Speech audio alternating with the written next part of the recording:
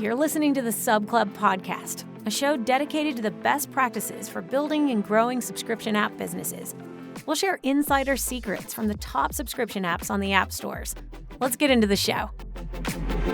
Hello, I'm your host, David Bernard, and with me, as almost always, RevenueCat CEO Jacob Biting.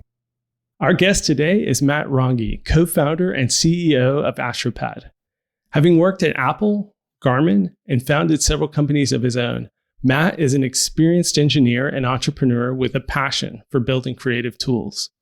On the podcast, we talk with Matt about how not to screw up switching your app to subscriptions, why offering lifetime subscriptions might not be a great option, and what it's like when Apple sherlocks your product. Hey, Matt, welcome to the podcast. Hi, thanks for having me on. Yeah, I've been looking forward to chatting with you. You've got a lot of fun stories to talk about today. Yeah, it'll be good to get into. All right, well, I wanted to kick off just having a founder on. Can't miss the opportunity to hear the founding story. So you were at Garmin for a while and then kind of took a break from that and launched Astropad. So tell us about that. Yeah. So to go back even a little earlier, I think it was about 2006. I was an intern at Apple. I was an intern there 2 summers, actually. But I bring this up because I met my co-founder, Giovanni, at Apple.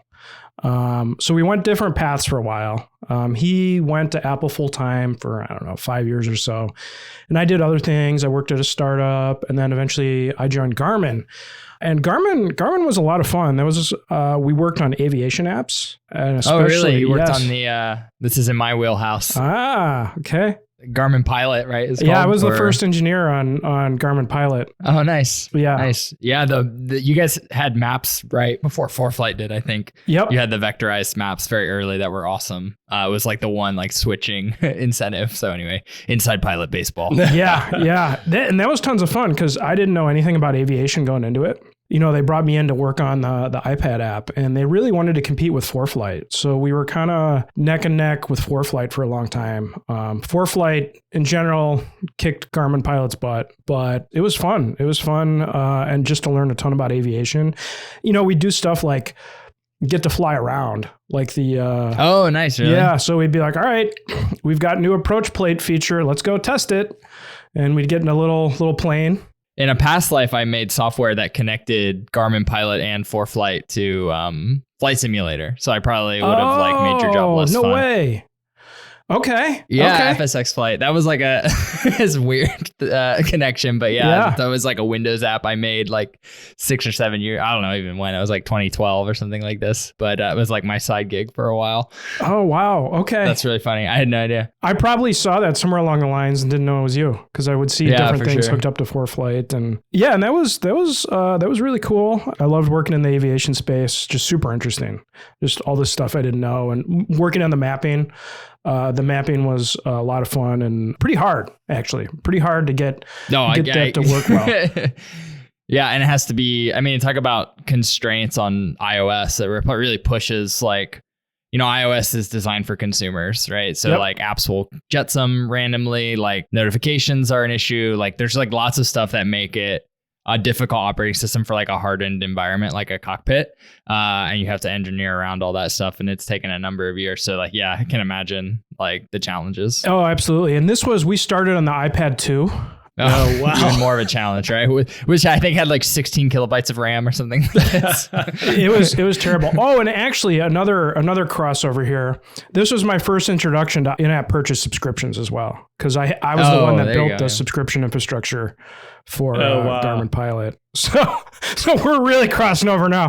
But yeah, that was tons of fun. Did that for a while, but ultimately kind of got frustrated being in the big slow company and watching ForeFlight just they were just crushing it. They were just doing amazing. And I'm still really proud of the work we did too. Don't get me wrong. There's a contingent in the pilot community of Garmin fans. It is not a zero use app. There are people that just prefer it, and I still see it in a lot of places. So. Well, and yeah, what we eventually did is we built in a bunch of I can't remember the name of the devices right now. It's been too long, but the handheld GPS units they had for the cockpit that had mapping functionality in it. We eventually ported that over, and that was quite tricky because it runs on its own OS. Garmin has their own OS they actually use. Yeah.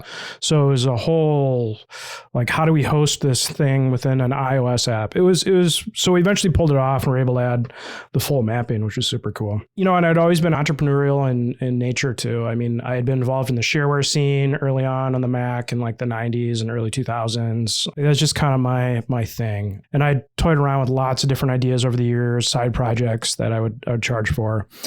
So I knew I really wanted to go that direction. So I ended up leaving Garmin and ended up doing consulting. And the consulting I did was actually email apps on iOS, because I did I did this open source framework, MailCore, that made it easy to do IMAP and SMTP. I originally wrote it for the Mac, but I got like no interest, because who wanted to write a email client for the Mac in Objective-C before the iPhone? Like nobody. But all of a sudden the iPhone was on the scene and people were like, oh, it'd be great to write an email client. And so I got involved with that and helped clients build email apps for a while. But eventually I ended up getting more work than I could handle.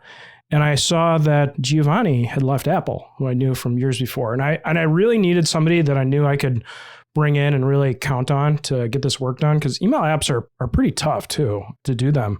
Yeah. And he was like, yeah, sure. So we ended up working together and we're like, oh, this is great. So we set up a new company, but we knew that we didn't want to do consulting long term. Like it just wasn't, we weren't great at it. It was paying the bills. It was fine. And so we were looking for a product idea. And what originally inspired it was with Astropad. For those that don't know what Astropad, we have Astropad Studio, which what it does is it allows you to use the iPad as a drawing tablet, like a high-end Wacom Cintiq for your computer. And it was inspired by the Surface, the Microsoft Surface. And Microsoft had ads with like the Surface with full Photoshop on it and a pen. And we're like, that's super cool, but we don't want to use Windows. We don't want to get a Surface. Like, why can't I do this with my iPad? And so that's what started Astropad. So we consulted to keep the lights on, and then worked on Astropad in the remaining time we had. And it was pretty tough. Almost 2 years to build it, which was way longer, I think, than any of us anticipated. But we launched it. It started to take off. We stopped consulting, and fast forward 5 years and 6 years now. That brings us to today. What was the original business model? Was it paid up front when you first launched?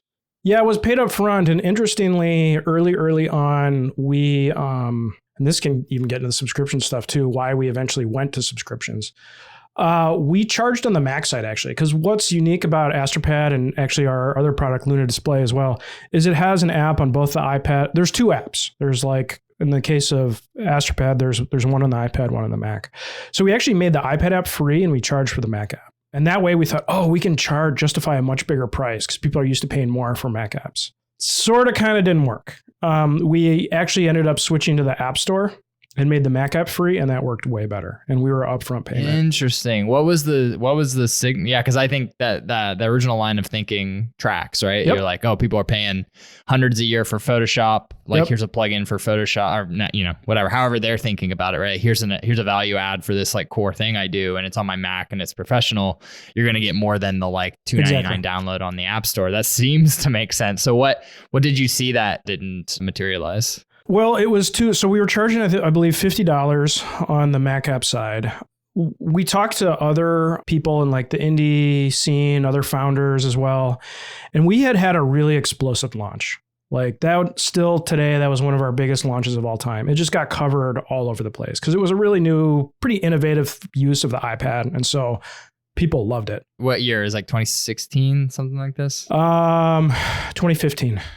Okay, yeah. And we made a big stance about let's use the iPad for professional work, because so much of the iPad then was like games and stuff. And we're like, this is a super cool device. It's not what it is today. No. Right. Yeah. And we were like, all right, let's, this is way early on, before the iPad Pro, before Apple really shifted more heavily into more prosumer workflows on it, really started pushing it more. And so that was pretty novel, and it got tons of traction. And we had tons of downloads of our free trial, but we just didn't have that many conversions to paid. And we talked to other people like, what's up with our conversion rate, and it was just like, something's out of whack. Were you guys taking credit cards? Was it through the Mac Credit app? cards, yeah. It's credit cards, like, and then were you doing like a credit card upfront free trial, or was it? Yeah, upfront free trial. Okay, so you had to put the credit card in, and then it would convert after X days or something. Oh, like no. You would, it was more like the traditional, like old school, like shareware model, like. Right. Okay, so you get 14 days of use, and then it basically shuts off unless you pay. Yeah, pay. Got it. And I think it was like 14 days or so that we had. And it just didn't convert to the dollar amount we expected. So we had insane amounts of traffic, but we weren't generating the money we expected.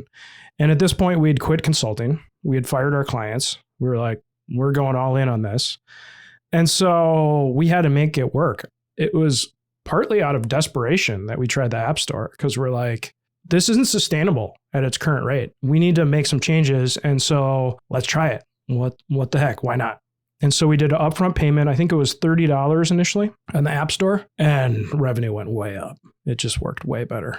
Yeah, I mean, if you think about the case, like, oh, I want a way to use my iPad with my computer, right? I'm going to start probably on my iPad. Yeah. That seems like an iPad problem, not a Mac problem. And then also just like, it's just easier to buy software. It's just easier in the App Store. Like, it just works better. I'm still a big fan of the App Store. Like, it's funny how the Mac App Store never feels like it's quite the same thing. It doesn't feel as smooth or as good, because like the way of buying software, the friction is so low. The experience is so ingrained in everybody. Like, you just know how to buy software on the App Store, which maybe that's just enough. That's might be 90% of what made the difference. It's just the buying and commercial experience is better. That's what I believe. I believe just the frictionless buying experience. And also the other thing too is like there was no longer a trial. It was paid up front. So if you had any curiosity at all, like you had to pay. Yeah. And at that price point, like if it's something like you might use professionally, you might take a risk. Yeah. Like you take a $30 or whatever. We didn't initially do that because we didn't think a price like that would be sustainable in the App Store. But again, we were kind of like, we got to make something work. So let's try stuff. I mean, there's big benefits. I mean, when people think about pricing, it's a curve, right? Mm-hmm. You can raise your prices. You're going to have fewer users. Like that's almost always true, unless you're just really lucky and have an inelastic product. But most products are elastic in some sense. And so there's big benefits to that though, because then you have less support. You have, fewer users, less support. Unless you're hoping for some viral distribution mechanism, like there can be big benefits to pricing high initially, and then you can always work your way down. Like it's another piece of advice. Like you're never gonna hurt yourself starting high, because you can always like back it down, and nobody's gonna be too mad at you. I totally agree with that. And the other thing that factors in with these decisions is we're a bootstrap company. We've never taken outside investment, so that cash flow up front is really important for us as well. To grow the business. So we might prioritize it more than a company that has a large investment round and just wants, pure user numbers early on, right? Like it's just we're optimizing for a different thing. Yeah, for sure. And it's changed too even on the venture side, even on the funded side. Yeah, like revenue is revenue is everything now, like which is great. 5 to 10 years ago, if you were starting a venture, I mean, I played with half starting a venture backed company in like 2008. And like we were like explicitly said, like, do not worry, do not try to get revenue, right? Which might have been the right advice for that environment, but it's just different. It's all about revenue now. It's the best way for people to show, it's the best way to tangibly express value in a product, right? So when did the switch to subscriptions happen? I guess like what was that journey like from this point of paid up front to a subscription model? Yeah, so that took about 2 years. So in 2017, we launched Astropad Studio. So originally at the time, it was just Astropad, and we introduced a new version that was like the professional edition, Astropad Studio. And I can talk about this more too in just a minute. This was very key to our switch to subscriptions, because the other thing about us doing subscriptions at the time is we were very new on the scene as well to doing subscriptions. There wasn't a lot there was services doing it, but if I remember correctly, even before that, the App Store guidelines didn't even necessarily allow any kind of app. And there was kind of an exception in there for like prosumer type apps, and we were hoping to use that. And so this is really before Apple had the big push on subscriptions and they opened everything up. So it was very, very different time. There was not a lot of information out there. Bootstrap company, really concerned about blowing up our existing cash flow. So that's why we introduced a second edition of Astropad Studio, yeah, that was subscription. And okay. Yeah, so then we still kept the current one going. So if you wanted like the light version, you could grab that on the App Store as a one-time purchase. But if you wanted all of our advanced features, that was an Astropad Studio, and you had to subscribe to that. And we had the free trial and everything. And really, we made the push, because we knew that it's still a pretty niche market, and we knew that we had two things. We had to find a way to have some kind of recurring revenue, and like paid upgrades is not an option really on the App Store. So that was one thing. We needed a way to charge more from our current customers over time. And we also needed a way to push up the price point.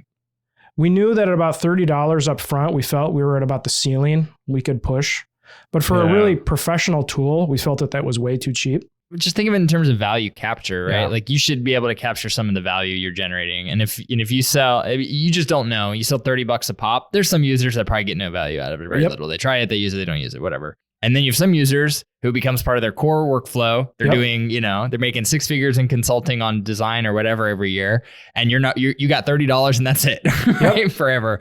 And so subscriptions, without being able to like charge them per click or something like this, you have a better proxy to value, because if somebody's continuing to use it, they're continuing to pay for it, and you're continuing to capture some of that value. And then, going back to the sustainability argument, we'll continue to make this argument until the day I die, but like, you just see how it makes so much more sense. Like, you are now incentivized to keep working on this. You don't have to do weird things where you're like revving every year and like all this like effort. You can just like focus and really like talk to those users and really serve them and continue to enrich the product. So what was the operational overhead of having to, I always worry about that when you're trying to like maintain two binaries. It's a nightmare in my experience, or not. I don't know. It can be a real pain. Yeah. And still to this day, we still do maintain two, and it's a total pain. I mean, I wouldn't recommend it. Like, I think you could pull it off more today, not doing that. But again, this was very early, so much so that the App Store team reached out to us and they're like, oh, we want to feature you just because we want to start pushing subscription stuff more. And like, you're one of the first in this category to do it. And we did. We get a fee. It didn't amount to much. So there wasn't a lot of examples to go by. So we were very, very, very careful. We were very concerned about it. And, the big thing too was sustainability, really those 2 points, sustainability. Another thing is driving up the price point, because with a subscription, you can do a free trial. So people are more apt to pay. Like, we just could never find a good way to do like a more traditional in-app purchase with it. So you could do a free trial and people are willing to pay more for an annual, or you can break it out into monthly amounts or whatever increment you want to make it seem much more digestible. So that's a way you can charge $100 for an iOS app, is through subscriptions. You're not going to do that through upfront payments. It's just not going to happen. Especially with the risk. Like, you're asking the consumer to bear even at $20 or $30, you're asking a consumer to bear an incredible amount of risk. So many apps I download and try, and like, they're not all bad. Some of them are bad. Maybe about half are bad. Like, there's a lot of bad apps out there. I'm just kidding. I love all of the apps. They're all great.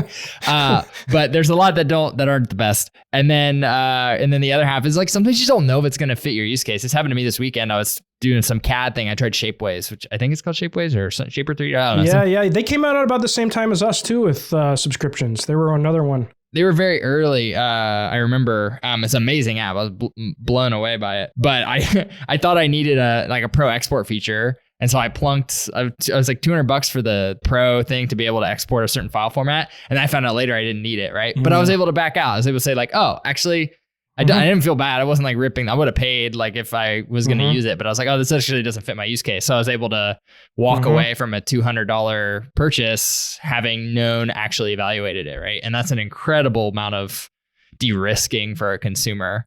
Yeah, you have this great blog post that you've published about how not to screw up like the avoiding the negative case. So like, what's your playbook, or how did you navigate it that you think went well? Yeah, so this is really, when I wrote this was really after seeing some apps, some popular apps just totally bombing the Switch. And I've seen this, not even just one particular app, I've seen multiple like popular apps do this where they just totally bomb the Switch's subscription. And so this is really just drawing on our experience making the Switch. And it went fairly well for us. I mean, still, we had angry customers. You're always going to have angry customers, but we kept it to a fairly reasonable amount. Even creating a new binary, because that new binary was all like subscription from the beginning, right? That's right. But there were still people that were like, wait, I paid for this other app and you made a new app. Yep. They're like, oh, you should add those features back to the one I paid for. And we're like, well, sorry. So that's just your opinion, man. Yeah, I know. And it was like, yeah, these are a lot of great features, but do you realize it took like 2 years to develop a lot of these? Like, this is like, some of these are really, really quite sophisticated, and we've got to fund the team. It's still hard to express the cost of software development. I know. To people. Like, I know. Well, that's interesting, because this is a whole other tangent we could get into. I won't right now, but we also sell a hardware product too. And the difference between purchasing a hardware product and software is fascinating. Fascinating. You can get people to pay way more for hardware. I'll say that. Yeah. I mean, it's so much about perceived. Like, I still think as humans, we maybe never will have an appropriate perceived value for software. And the thing is our hardware, most of the development cost for our hardware was actually in the software. Yeah. But anyway, so when we were switching to subscriptions, and the first thing is just being super, super extra generous with existing customers. And we were, but I wish we were actually even more generous. So we gave existing customers, I forgot even how we did it exactly. Did we email them? But anyway, they got like an access code that gave them 3 months free. Like, no credit card required. Like, they got the best. Like, you get 3 months totally free, no credit card, no, just like try it out and see what you think. I wish we'd done even longer, actually, with that. Doesn't cost you a whole lot, probably. It's just deferred revenue, if anything. Yeah. And the reality is, most of the revenue too for our subscription came from new customers as well, in our case. And so, like, forcing our existing customers to switch over to subscription wouldn't have worked very well. Timelines wise, how many years after launching the original version? This was 2 years. This was 2 years after. Yeah. So, I mean, that's not nothing, but if you think about it, now we're how far from that original date? 5 or 6 years? Exactly. Right. So, like, you're talking about now at this point 1/3 or whatever of your user life cycle, or of like your accumulated user, assuming you have linear like user addition, but likely you haven't. But then also, if you think about it in terms of decades, right? Like, there's really like the brand cost of you like trying to wring stuff out of those users really doesn't net out, right? I mean, you might have cash flow reasons and stuff, but I think even if you try to wring it out, it often doesn't work. Well, yeah, and that's exactly why, is because you've built such like brand loyalty and loyalty with your existing customers. You're going to flush that all down the toilet in about 2 seconds once you try to force them over to a subscription. And they're like your advocates out there. They're out there telling people about your product. We had a lot of people that were really excited about Astropad. We didn't want to burn that. We really, really didn't want to burn that. And so that's why I wish we were even more generous, honestly. Yeah. I wish we were more, and we just, for the subscription, it was forward looking. It was like, you know what? These existing customers got a really, really sweet deal, and that's fine. They decided to come on early with us. They're rewarded for that. Great. We're forward looking. So the way that we did want to convert customers to be existing customers as subscribers is by making it so good, the new subscription offering, that they couldn't resist. So not forcing them, it was the carrot, not the stick. It was like, okay, we've got these amazing new features we spent 2 years developing, and if you want them, you are gonna have to subscribe. And that's really where I think a lot of popular apps have made a mistake, where they're just like, everybody, you're all switching over. If you want to continue using, you gotta go to subscription. Right? They're like, and it's like, well, don't take a lot of the stuff they've been using and all of a sudden put it behind subscription. You're gonna really make people angry doing that. Instead, develop something totally new that's super exciting that people want, and that they're like, oh yeah, heck yeah, I'm gonna subscribe. Like, I've had a great relationship with this company. They built a great product. I want this feature. Okay, then they feel like it's their choice. It is their choice then to subscribe. You're not forcing them. And there's a whole different psychology around it at that point. I'm curious, did you run into, and David, you might know better, but did Apple give you any guff about the codes? Because like sometimes they get weird when you're unlocking stuff not through the App Store. Yeah, they didn't know about it. I kind of figured it was a softball, but I wanted to make the point that like there are some times when if it's not in your core flow and like it's a way to like be good to users, like Apple's not going to know and they're probably not going to care. And if they find out, most likely the worst case scenario is you got to take it out. Well, and that would have been fine too, because it was just a one-time thing for us. Yeah. We were just doing it one time for existing customers. I'd tell people like, don't mess with Apple. Like it's just not worth it for you. Yeah. But there are some cases like this where like, nobody's going to notice and it's going to look the other way. And like, this is a good chance to bend the rules. And when it's good for customers, I think you have a much stronger argument with Apple too. Like in this kind of case, like assuming you can get your case heard, right? Well, true. But the thing they clamp down more on is these like referral flows and things where you're offering incentives and offering a different price to people coming in for new revenue. And then I think they were especially sensitive around kind of manipulating the App Store of like, you can flood a bunch of new users in with incentivized downloads and stuff like that. So, but this kind of use case, I think they'd be happy to look the other way. Follows the spirit of the App Store guidelines. Yeah. But I did want to ask, so you were paid up front, and then you switched to subscriptions. What are your thoughts on lifetime subscriptions?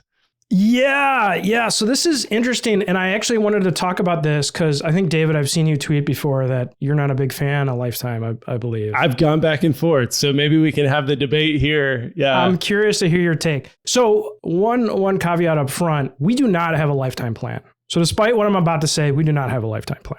So take that as it is. But, now being a number of years into this and seeing how high churn can be for kind of like B2C type subscriptions, it started to make me wonder. And actually what made me think about it as well is our Luna hardware we sell. It allows you to use the iPad, another Mac as a second display. We now support PC as well. And that's a hardware product, but we charge a very high upfront price for it. And it's interesting. And then I feel like our two products almost compute out to the same lifetime value, even though one is a subscription and the other is a one-time hardware purchase. And so that kind of opened my eyes to like, well, maybe, because I was very strongly against lifetime. Like early on, like a lot of people brought it up in the initial switch, like, oh, you should add a lifetime or a perpetual or whatever you want to call it. And I was like, no, I don't like that. But then seeing that, in an annual subscription, you can have 50% churn, that is really significant. And if you calculate it out, your lifetime value of a subscriber, like 50% churn, I believe that would be about two years would be. So 2 times your subscription. So if you're charging, double your subscription, that's essentially your lifetime value then. So if you have a really high upfront price, is a lifetime thing really that bad of an idea? That's kind of where I'm at. Here are the two things. I don't have the data to prove it yet. Actually, we have a data scientist coming on soon. And so it's probably not something we could definitively answer with our data. Ask the question, David. I can give you my I've seen some data, hot take. So my theory on this now, as I've seen talked to so many of our customers at RevenueCat, thought about it with my own apps and everything else, is that the people who are going to be willing to pay that $60, $80, $100, $200 lifetime are the ones who are actually going to use your product for years and years and years and years. So when you take your average churn rate and say my average retention is 2 years, and so I'm going to charge 2x my subscription, what you're not accounting for is that it's actually your best users who are going to be the ones paying lifetime. And so the average retention of that lifetime user is actually going to be way longer. And then the other thing I've been thinking more and more about is that we really are so early. So we don't, like you say, the average user turns out at 2 years. What you don't even really know yet is how long are your long-term users going to stick around? And when you think about how early we are in subscriptions, there may be subscription apps that have users for 20, 25 years, like a Calm or something like that, where, they subscribed in 2017 or whenever Calm first introduced their subscription, 2015, 16, whenever it was. And then it's just a part of their everyday life and they just stay subscribed literally for decades. Their lifetime value has a very literal meaning. and we don't know, right? And, are our glasses going to change this up? What's going to happen in the future? And are we going to be able to transition some of our use cases to whatever the next kind of technology is? But at the end of the day, we're just starting to see some of these cohorts that are hitting 5-6 years of continuous subscription. Like I've been subscribed to Amazon Prime for a decade, I think now. I've been subscribed to Netflix for 6 or 8 years on the video product. And I had a DVD subscription for a couple of years and then canceled that and eventually got it back on. And so I think we're just so early in understanding like how long these things are going to go, that if you're going to pick off some of your best, highest intent users and charge them $200, you're actually probably significantly shortchanging your true lifetime value. I'm gonna interject an uneducated take, which is basically what I do on this podcast. But 2 points is one, I've never considered that, David, which is interesting. Like the lifetime, are you funneling away people that have a higher lifetime value and limiting it?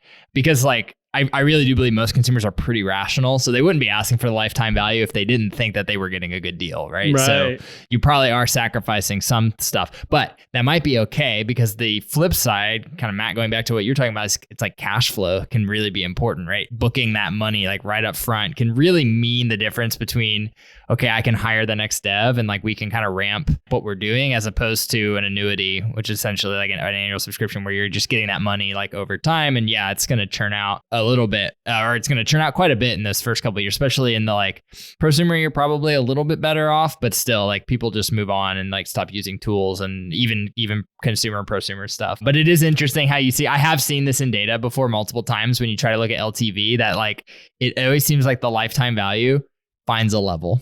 Like it finds a level like between, like we've looked at this in like conversion, like full conversion funnel modeling between different products. Like it almost doesn't matter what path and packaging somebody goes down, the LTV often ends up roughly the same. Now that's accepting what David's point, which is like this very, very long-term version of people being here because in LTV modeling, we don't tend to look past like 2 years. So what we need to do with our data is look back at some of these apps that have had subscriptions for a very long time and start to understand new revenue versus old revenue, and look at some of those early cohorts and look at the actual LTVs of those early cohorts as some of them mature into 5, 6, 7 years of subscriptions. That's the analysis we can do, Jacob, that I think would be fascinating.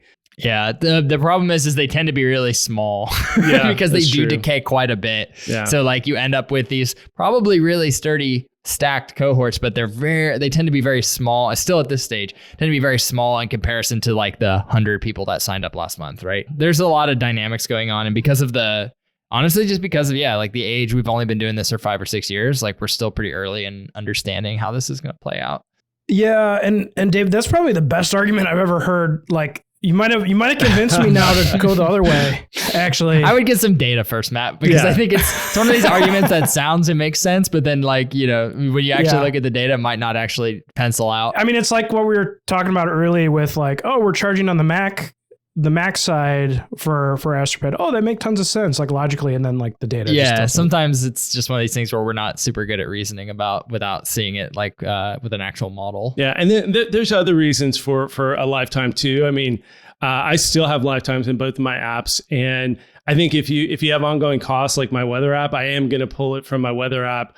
But it is a nice like price anchoring, right? Like you have a $60, $80 lifetime, and then you have a $15 annual subscription or something, or a whatever those numbers look like. The price anchoring is good, and then it is the off ramp for the people who are just like, I'm never going to do a subscription, and so maybe I'm never going to do a subscription even helps balance the losing your kind of highest intent users, because they're not actually paying more because they see they perceive more value, kind of to Jacob's point, but they're actually paying more because they just don't want a subscription. So yeah, there's a lot of factors. I mean, that's an interesting, it's mixed. That cohort isn't pure, right? That cohort isn't necessarily like, oh, I just love this app and I'm going to use it the rest of my life, right? Like there's different reasons people would go to that price point. Well, and for us, one reason we seriously thought about it early on, I mean, again, we never did it, but is we had so many people come to us and say, we hate what Adobe did going to the Creative Cloud subscription model. We preferred when we did this like giant upfront, we bought the Creative Suite every 2 years for $1,000, right? They actually preferred that.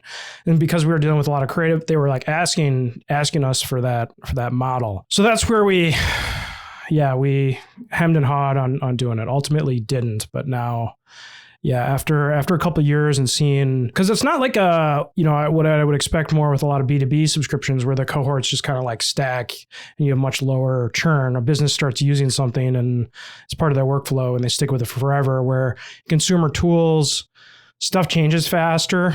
Mm-hmm. Like the kind of devices and the kind of, like in our case with Astropad Studio, what does 10 years from now even look like, right? 15 years. We don't even know. What does the iPad look like in 15 years? Yeah, it might be running Creative Suite on the iPad, right? Like Exactly. So it's harder to like, I think I might be biased in that way too, coming from like the area we work in where we do see things changing really, really quickly, especially compared to some of these other things you mentioned, David, that are more like content businesses to me, like Netflix, like Calm in a way I would argue is kind of like a content business. Peloton, where it's a podcast player with like a very specific kind of content. Absolutely. So that's a very different than like the tools. Yeah. That's a great point, Matt. Like all of this stuff has to really be conditioned on your product, the kind of value it delivers, where it lives in the value chain. If you think about like pro users creating content with something and that, they're using the value that they're creating and delivering to somebody else isn't getting created in Astropad. It's part of the process, right?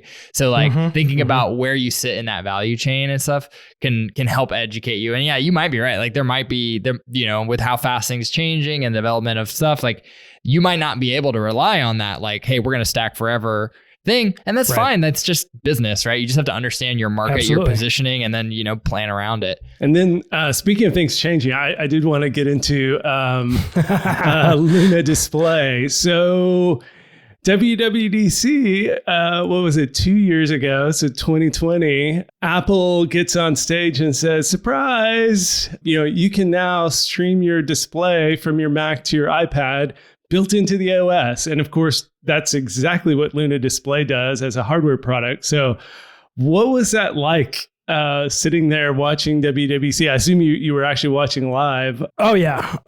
It was one worse even than that, because part of why we had done Luna Display was to diversify, because we felt very vulnerable with Astropad alone. And it turns out Sidecar did what Luna and Astropad do. Wow. So Astropad has way more features, and it's been actually at this point, both Luna and Astropad have way more features than Apple's Sidecar. But early on, that was really, really, really, really tough. Yeah. Our stomachs just totally dropped. Like we felt like we were living a nightmare. I mean, I remember waking up the next morning and I was like, is this real? Like, is this really happening? Like, oh crap, it is. I got to deal with this. Like, this is awful. Because we had about 15 people in the company at that point too.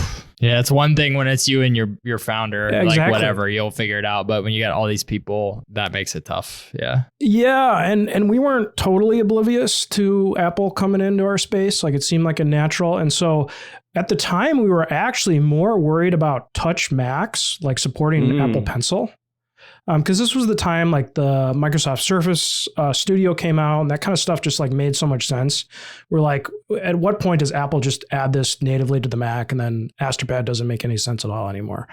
So our thinking is that, well, with Luna Display, we're adding a second display. So even if there is a Touch Mac, you need a second display. So this seems like we never anticipated that they would actually do what we were doing, because they were so anti like putting the Mac UI. They kept talking about the Mac UI doesn't belong on the iPad. The Mac UI doesn't belong on the iPad. And we're just like, yeah, it doesn't seem like they're going to do that. Interestingly, we never expected them to disable touch and put it on the iPad, which is what they do, versus ours supports full touch. You can do anything you want through the iPad. I've never used the sidecar thing, but you can't. You have to use a pencil, essentially. You can only use pencil. Interesting. But we support full like touch. We can do right click. We can do all sorts of stuff. That feels like a design by committee decision. Oh yeah, yeah. So we didn't really expect that, and it was brutal. And not only that, but it was free and integrated with the OS. Yeah. So it was like, oh, wow, this is, it was one thing if it's paid and then we could compete on that. But a feature like this, of course, integrated in the OS. And so it was just absolutely brutal. I mean, our Luna revenue went down 10x almost overnight. Oh, wow. Wow. Yeah, it was rough. That's funny because I don't even know how I would use it in macOS. Like I don't follow this stuff as closely as I used to. Good, I'm not going to tell you. Yeah, I was going to say, like, I'd be one of those like 10 that would still be searching it on the App Store. and you've told this story publicly, but Apple had actually purchased a bunch of your unit. Did you even like go to Cupertino and display it? And yes. Tell me that part of the story. Yeah, well, it was just we were connected in through Apple, had multiple discussions with us, and felt like they were trying to support us as part of their ecosystem. Little did we know that behind the scenes they were actually making a copy, really, of what we were doing. Yeah, I had the same thing happen to me with Launch Center Pro. Had Shortcuts employees like buy our NFC stickers and ask a bunch of questions about how we were doing NFC. And then 6 months later, boom, Shortcuts at WWDC announces NFC support. But then not only, we were kind of in a worse position than you in that like Shortcuts has deeper system level access that we can't get access to. So they completely obviated our use case, but then actually even did it better because they were able to integrate deeper into the system. I wonder how many other stories there are like this that just don't get told, of Apple kind of cozying up and buying a product and asking a lot of questions, and then surprise.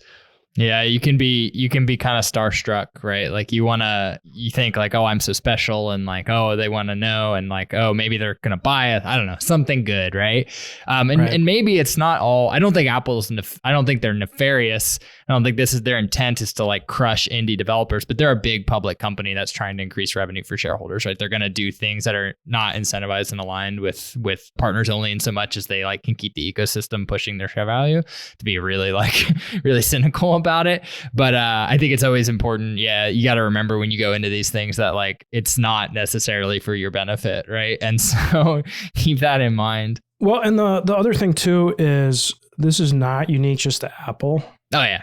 This is a lot of the big companies in general. Yeah, I mean, it's hard to innovate in those companies, right? So they're better at copying because like you can see something that's already been innovated, which innovation's hard in a big company, it just is. And like, then you can, but you're really good at building, and you're really good at like deploying and shipping and launching, right? So it makes sense that, you know, if you asked somebody like, oh, do you want to steal the hard work of some small like indie developer studio and like crush their livelihood? They'd be like, no, gosh, no. But they'll do it because it's like how their incentives are aligned, right? It's like they will get a bonus if they do, right? Whether or not that's like moral or correct doesn't really matter. It's just like how the incentives are set up. And that's, it's not just Apple. It's going to be any large company that's significantly larger than you. Big companies.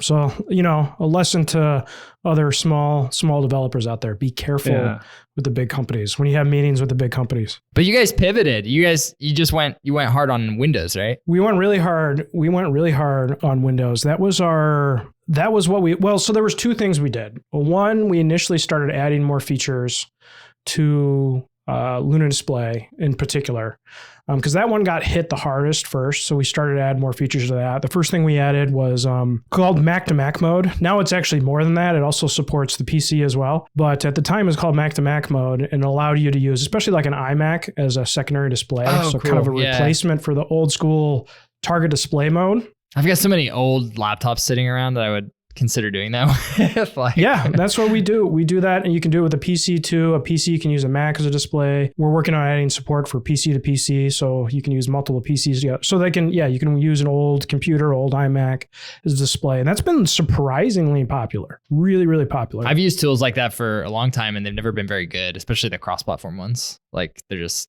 not well made. Yes. Yeah. There's your advantage. Make a good one. Absolutely. And they've been buggy, and they'll have often like kernel level drivers that cause weird kind of issues. And that's where we come in with our hardware support, where we actually plug a device in to enable the display. So the hardware just acts as an HDMI device or whatever, or a display device? Yeah, we have HDMI, we have mini display-port, and USB-C. Okay. USB-C being our most popular, but you plug that in and our software is able to activate a display. I got it. That's how and then we can transport it. You can connect over, if it's another Mac, you can do Thunderbolt, Ethernet, Wi-Fi. If it's an iPad, you can do USB, you can do Wi-Fi. So it's really, really flexible there. And so then we pushed really hard on Windows. That was a huge, huge project for us. Took us another 2 years to do. but thankfully turned things around for us. And now we're actually back at the level we were before Apple launched Sidecar, because we were doing great before Sidecar, and then things took a dive, and now finally we're back up again, doing great. There's some arbitrage here. Like, I'm not a huge expert on the Windows ecosystem.